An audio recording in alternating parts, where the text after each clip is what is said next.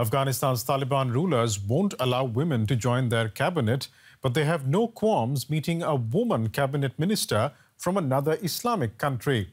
Pakistan's Deputy Foreign Minister Hina Rabbani Khar was in Kabul earlier in the week to meet her opposite number in the Taliban. The Taliban happy to greet her at the airport and then sit across the table from her. An Afghan woman doing the same would be unthinkable. Among other things, Taliban rule has seen most Afghan women prevented from going back to their jobs and girls prevented from returning to secondary school.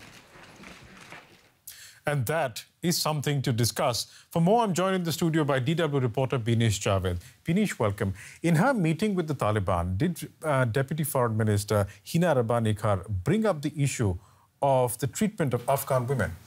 Biresh, the official communique does say that Pakistan brought up the issue of women's rights in its negotiation with Taliban. And during her visit to Kabul, Hina Rabbani Khar also met with members of Afghan Women Chamber of Commerce.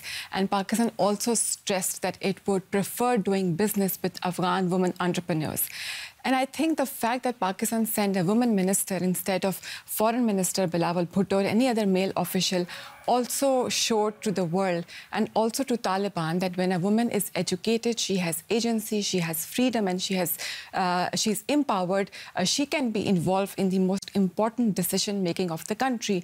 And I think Taliban, the world also saw that Taliban, who asked their women to cover themselves from head to toe and are crushing their rights, here they are meeting a woman minister from neighboring Muslim country, not even a Western or a European country.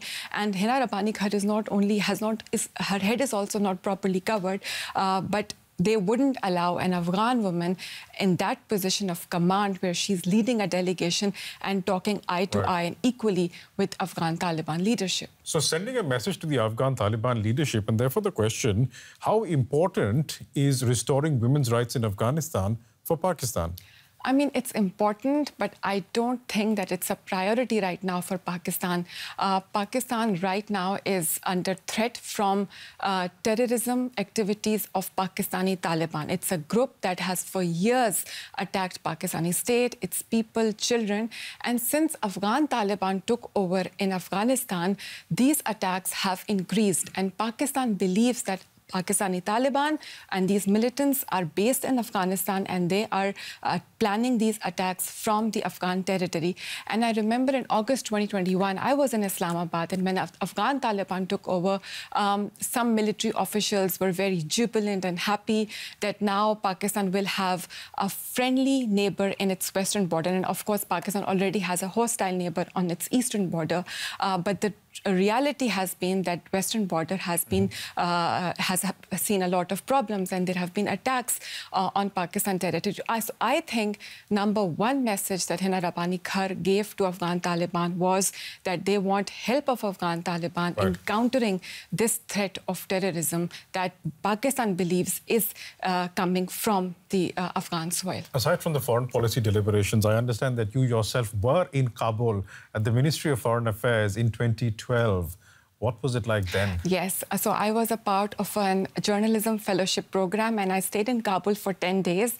And I remember that at the Ministry of Foreign Affairs, we were welcomed by these young women foreign ministry officers, and they told us about what kind of Afghanistan they want, what kind of foreign policy they were pursuing, and what kind of relations they want with Afghanistan. I also went to different other government ministries and also to a news channel, Todo News, and there were women participants there. So women were a very active part of the society, and that is completely missing right now when I see visuals of Hina Rabbani Khar meeting with Afghan Taliban leadership. And one thing I'll quickly say, I remember this story. An Afghan journalist told me that his sister, who's actually 6 years older than him, both of them graduated at the same time, because from 1996 to 2001, when Afghanistan was under Taliban control, his sister couldn't go to school. And unfortunately, that is happening again after so many years with so many Afghan women, which is just disappointing and extremely heartbreaking. Indeed. Binish, we'll leave it there. Thanks so much for coming in. Thank you. And as Binish just said, the situation is very different now. Women human rights activists, for instance, have been arrested and tortured. Activists such as Parwana Nijrabi, who spent 24 days in jail after being arrested for participating in a women's rights protest in Kabul in mid-January this year. She's now in Germany as a refugee and spoke to DW News about her experience in prison. Do you know what punishment we have chosen for you? A Taliban member asked me one day. I said I didn't. He said they would stone me. Tell the other girl to pray. We are going to stone you, he said. I started crying and asked him what my crime was. That was the worst time. My biggest wish was to get a helmet so that I would not get hurt if they stoned me. I checked my clothes to see if there was something that could protect me from stoning. And I wondered, would stoning hurt?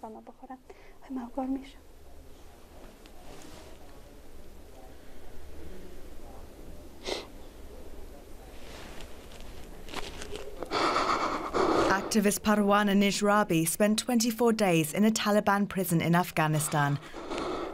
Her work fighting for women's rights put her in the hardline group's firing line.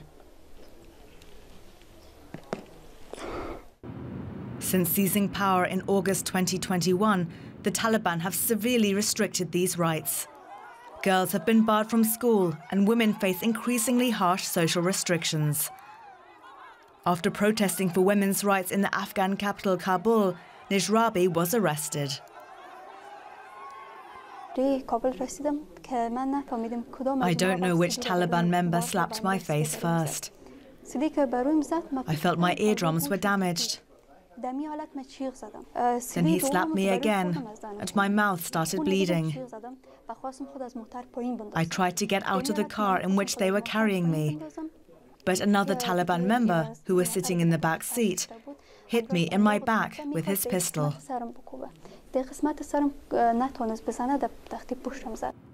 Nijrabi says the Taliban tortured her and forced her to sign a confession document, eventually releasing her.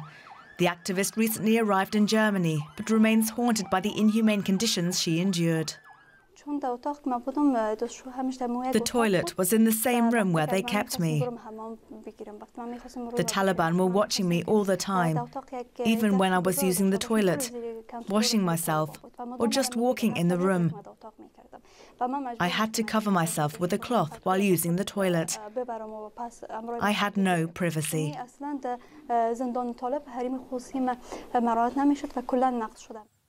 Shabnam Nasimi is a former policy special advisor to the UK Minister for Afghan Resettlement and Minister for Refugees.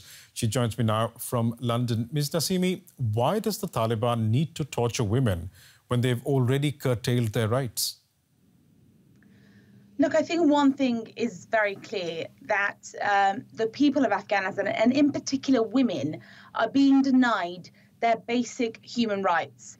And the bottom line is the Taliban have so clearly demonstrated that they are not going to abide by any agreement that they may have made with the international community over the years. They seem to think that their legitimacy, in large part, is on keeping women out of sight and any kind of public role. They use fear and violence as a means of controlling women and the country. They have no legitimacy, no qualifications to govern a nation, and it is only through curtailing women's rights and the rights of the people of Afghanistan that they can control, and they believe they can control the nation and govern it. And it is both appalling and a dangerous sign. The Taliban are becoming more and more defiant in showing the world that they are embracing the policies of the past. I think, it didn't end well for them before, and it will not end for them well for them again. Now, you used to advise the UK government on policy in Afghanistan and remain involved with the country. Do you think that the international community is no longer as committed to Afghanistan as it was, say, even until a year back? Look, I think it definitely is incredibly heartbreaking to see how little coverage the situation of women in Afghanistan is getting, because the future of Afghanistan as a stable and a peaceful nation, just as any other nation in the world, depends on the future of women's rights. And 15 months have already gone by where women have been banned restricted from working. Young girls, teenage girls have been banned from school. It is the only country in the world where young girls are not allowed to receive an education. It is a shameful mark on the international community, on humanity, that a country like that exists where human rights are restricted for the basic human rights for women. So I think it is definitely upsetting to see how little support the women of Afghanistan are receiving from the international community, but it shows even more how desperately they need our attention, particularly the Muslim majority countries. You know, the West have been there for 20 years. The expectation is always there for them to show their support. But I think right now, because the Taliban are in power, Afghanistan is relying more on the Muslim majority countries, our neighbors, to convey a very unified and strong message about the cost of stability and prosperity if half the population isn't allowed to contribute to society in Afghanistan. Very briefly, what does the future of women in Afghanistan under Taliban rule look like? Very bleak, very dark. There is no future for Afghanistan. There is no future for a growth in the economy, in diminishing the humanitarian crisis, or any kind of prosperity in a nation where, like I said, half the population is restricted and imprisoned at home. Currently, the Taliban have proven that they have no respect for humanity, for the dignity of the people of Afghanistan. And it is honestly incredibly important that the global community come together now before it is too late.